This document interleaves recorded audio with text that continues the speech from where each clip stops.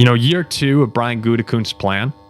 And I have to say, as far as plans go for general managers, pretty good start here. Divisional loss at the end of year one. Huge success. More successful than any Packer fan could have imagined. And then this year you have the wild card loss to the Eagles. You lose the last 3 games of the year to the Vikings, to the Bears, breaking your 11-game win streak over them, and then kind of flaming out in Philadelphia. Again, I totally agree with all Packers fans that from the beginning of that game with the Keyshawn Nixon fumble, horrible call, set that game in the wrong direction from the beginning when it shouldn't have. But Philadelphia, for the most part, was in control of that game. I know the Packers had opportunities from an outside party perspective. In fact, someone who was rooting for the Packers in that game, it always felt like Philly was going to win that football game. And that Green Bay, if they were going to be stealing it from the Eagles. But I think you can look at the whole of this season and say, given the expectations of the team, given the expectations for Jordan Love, yes, it was a disappointing season. Still a very good season. 11-6 is an awesome record. I said a second ago, if you're a Jets fan, you'd do anything for 11-6. Playoff games are they're exciting. Like, you need them for your fan base. And the Jets just haven't been there for a long time. So I don't want to diminish what the Packers did. But I do want to say, if they want to get back to the place they want to go, and that's the Super Bowl. In Green Bay, the Super Bowl is the expectation. And I know that's a high one, but you're the Packers. You're the Green Bay Packers. You want to win Super Bowls. It starts and ends in the NFC North. They were 1-5 in the division this year. 1-5.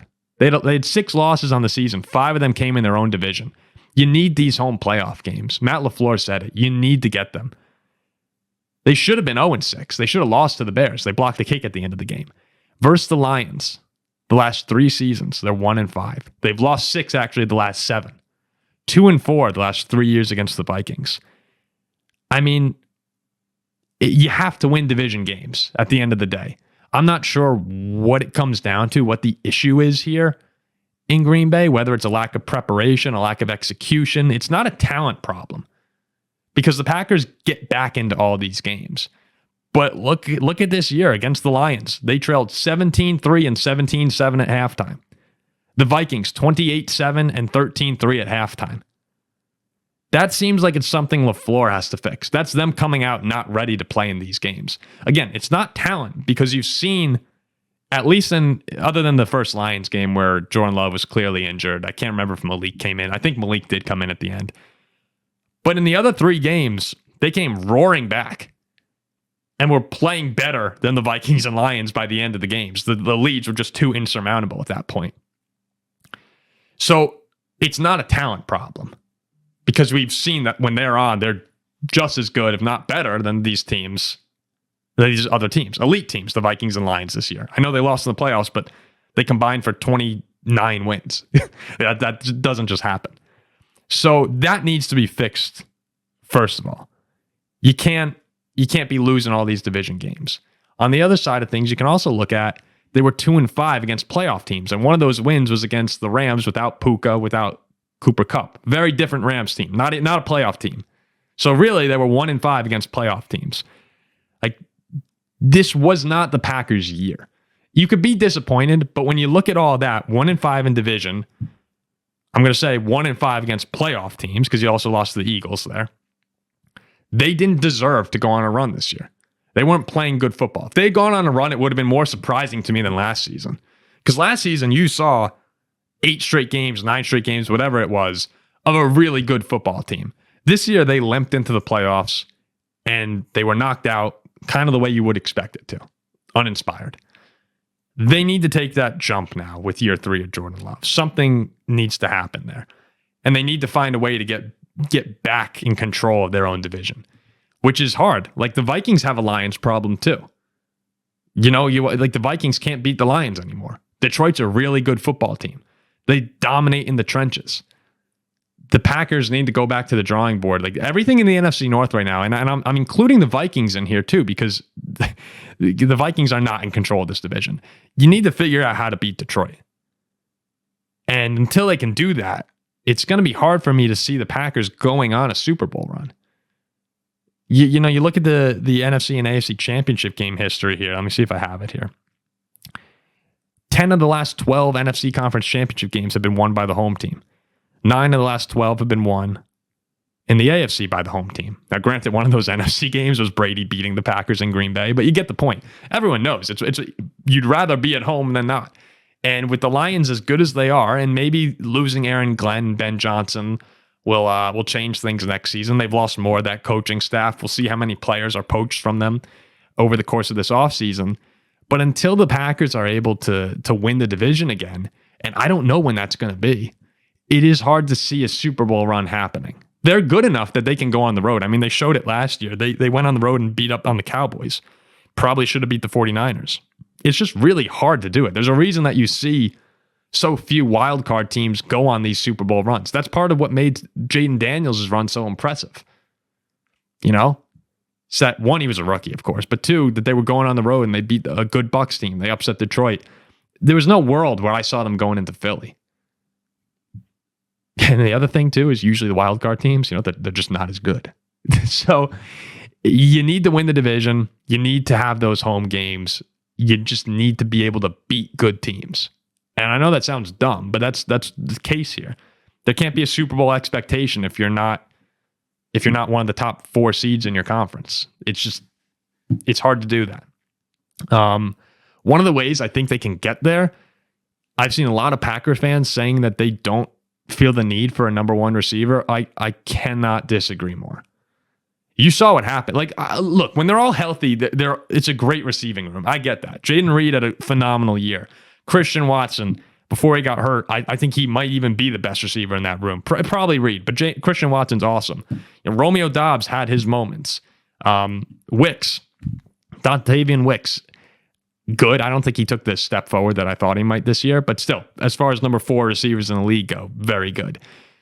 It's just, if you're going to play if they're healthy game, you also have to imagine, like, you know, they haven't been healthy. These are guys that get hurt a lot, especially Christian Watson. Who knows what's going to happen next season with him recovering from the knee injury. So I look around the league and I'm like, think about the quarterbacks who have taken a step forward. You know, Tyreek and Tua. Tua went from 16 touchdowns and 10 picks to 25 and 8 when they got Tyreek killed. Joe Burrow and Chase. I know Joe Burrow got hurt, but he went from 13 and 5 to 34 and 14. Jalen Hurts and AJ Brown, 16 touchdowns, 9 interceptions to 22 and 6 the following year. Of course, the big one is always Josh Allen. You talk about adding Stephon Diggs. And these quarterbacks get better year to year, too. There was a huge year 3 leap for Josh Allen. He went 20 touchdowns and 9 interceptions with 3,000 yards to 37 touchdowns, 10 picks, 4,500 yards. Look at the teams that were in the divisional round, right? We said this on the show before. You either saw the elite of the elite quarterbacks, and there are 4 of them right now. We all know it's Mahomes, it's Burrow, it's Josh Allen, Lamar Jackson. It's either one of those 4 who were playing, so you got that with the Bills, the Chiefs, and the Ravens, or it was a team that had an elite receiver. You had Terry McLaurin with the Commanders, who had a phenomenal year. And Jaden Daniels was also kind of playing like one of those elite quarterbacks. Nico Collins, he is a top 10 receiver in football right now with CJ Stroud. Amon-Ra and Goff, Puka with Stafford. Look at the other playoff teams, right? Justin Jefferson, the Vikings, I know they flamed out. They won 14 games, right? You saw the best version of Sam Darnold ever. The other teams that did not have either the elite of the elite quarterbacks or a stud receiver, Chargers, Broncos, Steelers, Packers. All of them were blown out, pretty much. They didn't, Justin Herbert's great, but he's not on that level of the elite quarterbacks right now. I think Jordan Love can get there, but right now he's not on that tier 1 level in the NFL. I think you got to get him some help. And maybe the name's T. Higgins. That's the one that everyone's going to be talking about. Younger guy. Perfect fit with Green Bay, too, given his build and what he's great at. I don't know. I truly don't know where I stand yet on whether or not I think he can reach that elite tier. He's been in the shadow of Jamar Chase basically his whole career, where if you give this guy the chance, yeah, maybe he turns into one of these studs. And if you have anything like the A.J. Brown impact for Jalen Hurts, like the Eagles, you take A.J. Brown away, they are not going to the Super Bowl, right? They're not a Super Bowl team without A.J. Brown. Saquon Barkley gets all the attention. Jalen Hurts gets a lot of attention, but A.J. Brown is just as important to that offense. Look at them with and without him. Look at their record this season. So I think if you add T. Higgins, that's one guy that's going to be brought up. And my God, if he does emerge the way some people think, then how are you stopping this offense, right? If you have T. Higgins with Jaden Reed as your 2, Watson comes back. I mean, now it's just an embarrassment of riches. We'll see who's all there by the end of this. But with Josh Jacobs, the solid offensive line, there were times this year where if one of the guys was out, the Packers felt out of rhythm. They felt out of sync. And having an alpha dog receiver changes that a little bit. Who knows? Devontae Adams is there. Chris Godwin. I don't think those guys have it anymore. Adams, maybe. An interesting one that people are going to get mad at me when I say this, but Tyreek Hill would be someone that I at least think about. It would be wrong for so many reasons. I don't think Tyreek wants to play in the cold. Just the financial ability to get him would probably be tricky. He's a locker room problem. There's so many reasons to not go after Tyreek Hill. If you're a Packer fan, that Packers fans would say, why even think about that? He's really damn good at football, though. Like, he's amazing. I know he had a down year, and he's going to be 31 next year. But if you got 2 good years of Tyreek Hill on the Packers, again, this won't happen. But if you did get 2 great years of Tyreek Hill on the Packers, he is so good that could elevate them to the Super Bowl level. And I'm not kidding when I say that. I'm not just trying to garner views or anything. If you had excellent Tyreek Hill, I don't know how you stop the Packers. That's what you need. And this is what I'm saying about T. Higgins. Do you think T. Higgins can get to the A.J. Brown, Tyreek Hill, prime Devontae Adams, Justin Jefferson level, or at least close? Like Lions fans will get mad. Like Amon-Ra St. Brown. Can he be as good as Amon-Ra St. Brown or Nico Collins or Puka Nacua? I think a lot of people would say yes. And if that's the case, you got to go get him. That could change everything. And the Packers just never, when Gutekunst went after all the receivers in the draft, that was like the first time Packers fans were like, wait, we can draft receivers? We can go get talent to help out our quarterback? So I would go get that number 1 receiver and try and build out an unstoppable offense. That's how you beat the Lions right now, right? You got to outscore them because they're going to keep scoring no matter what.